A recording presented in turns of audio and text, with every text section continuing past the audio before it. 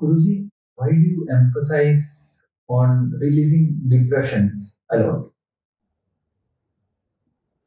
Why do I emphasize on releasing depressions? I do not actually, yeah, okay, you can say that. But then I want you to understand it's not emphasis.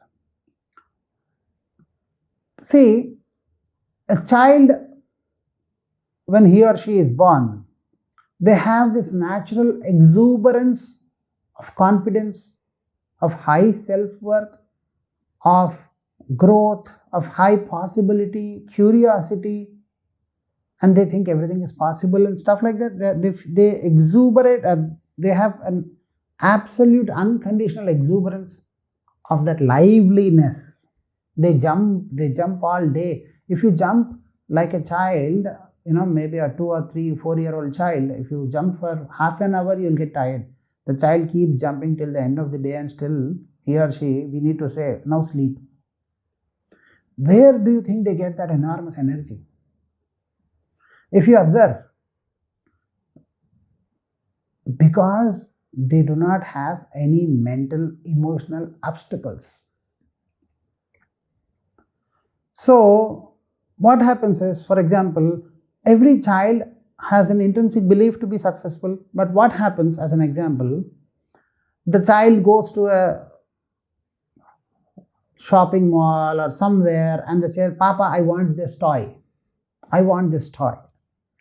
The father immediately says, did you complete your mathematics homework? Last time, how many marks did you get? What was your marks in your, or what did you achieve? Something like that. The child will not immediately be able to relate what is the connection between a toy and my marks in the exam. Am I clear with you? So, that way, we keep developing an enormous amount of disappointments, an enormous amount of depression created because of those disappointments, which make us believe that this is possible in life. Why do you think a child born in a middle class community if you see the child born in the middle class, he feels exuberance of life and he feels everything is possible to him. Though it is not possible to you, it is possible to me.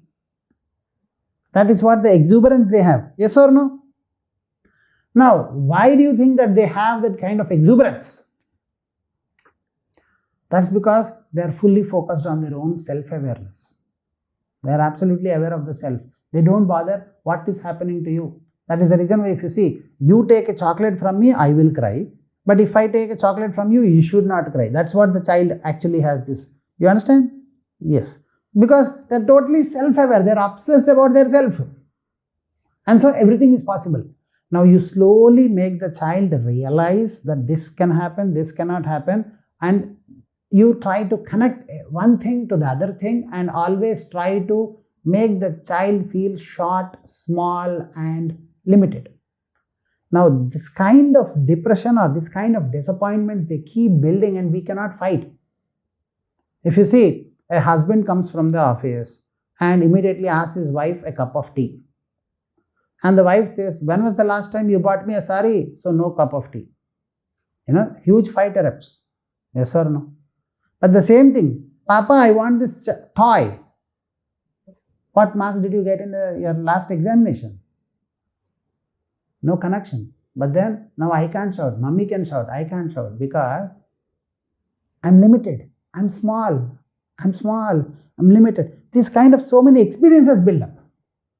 So I don't mean that, or I don't try to say that you're all depressed, you're all disappointed, you're all suffering mentally. No, I don't mean that. But what I try to say is, remember, depression expressed outside, depression absorbed as the reality of life. It's called endogenic depression. In medical science also we say there is an exogenic and an endogenic. So what happens is, we fail and accept this is the only thing that we can do in our life. That is also a form of depression.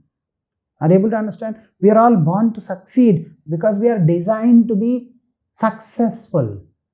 We are all fully capable. God has given equal number of or the same mechanical, emotional, mental capabilities to everybody.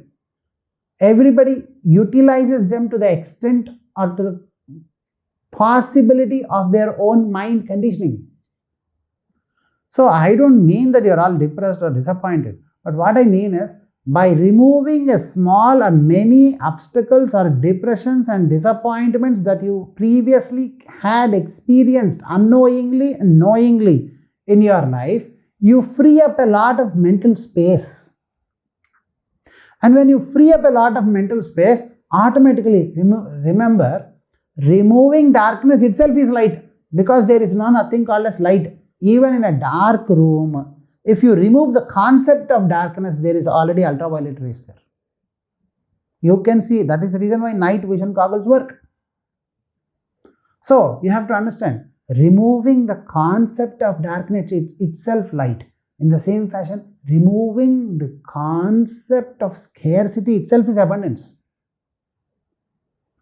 So life is always abundant.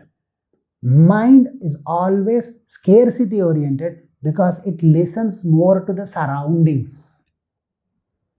So what is the most important step towards self-actualization is to I may not be depressed.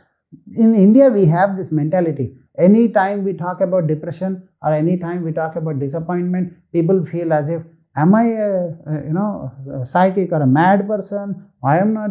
People feel that. But the truth is, every day we are disappointed a bit by bit, and all these have conditioned and fashioned our thought process. I am not mad, but I was disappointed a lot, which conditioned my mind. Now, if I remove the disappointments, the conditionings will go. Directly attacking the conditionings of the mind is not possible, because if I attack, they are backed by the disappointments. For example, a husband-wife. You come together with a good mood, but somehow something happens between you. Next time, though you are husband-wife, when you want to get closer, you have certain inhibition happening. Third time, you have an inhibition. Fourth time, after 10-15 struggles or fights, husband and wife start behaving as if they are strangers living in one home. It's a possibility or not? It's a possibility. Why? Small amount of disappointments that are fit in our own subconscious mind are now rendering a different image towards the person. Remember, you don't see what is there. You see what your mind tells you to see.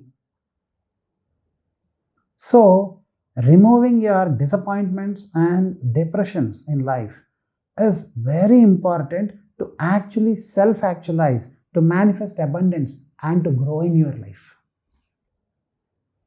So I don't emphasize that you should remove depression and I'm just trying to tell you, by removing that, I'm emphasizing that your infinite potential will be manifested within